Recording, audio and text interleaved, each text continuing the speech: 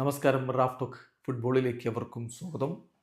അൽ നസറിന്റെ super താരം, Brazilian super താരം Anderson Talisca Federer ലോണിൽ പോകുന്നു എന്ന വാർത്ത കഴിഞ്ഞ ദിവസങ്ങളിൽ വ്യാപകമായി പ്രചരിച്ചിരുന്നു. ഫബ്രീസിയോ റൊമാനോ അടക്കം അതുമായി ബന്ധപ്പെട്ട വാർത്ത കൊടുക്കുകയുണ്ടായി.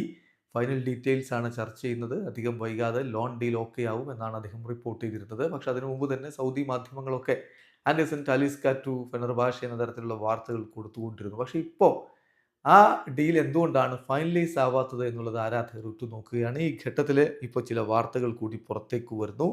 ടാലിസ്കാസ് transfer to Fenerbahce has not been finalised yet. ഇതുവരെ അത് ഫൈനലൈസ് ചെയ്തിട്ടില്ല.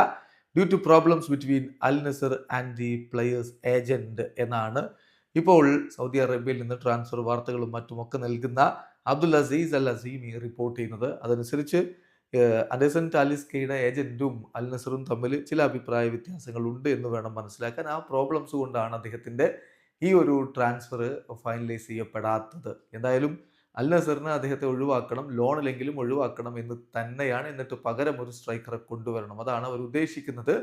സോ ആൻഡേഴ്സൺ ടാലിസ്ക പുറത്തേക്ക് തന്നെയാണ്. മാത്രമല്ല താരത്തിന് അൽ നസർ വിട്ടുപോകാൻ താല്പര്യമില്ല, അത് അദ്ദേഹം പലപ്പോഴും പറഞ്ഞിട്ടുള്ളതാണ്. പക്ഷേ ഈ സാഹചര്യത്തിൽ ഇനിയിപ്പോൾ ഫെഡർബാഷയിലേക്ക് നീങ്ങുക തന്നെയാണ് അദ്ദേഹത്തിന് മുന്നിലുള്ള ഏക വഴി.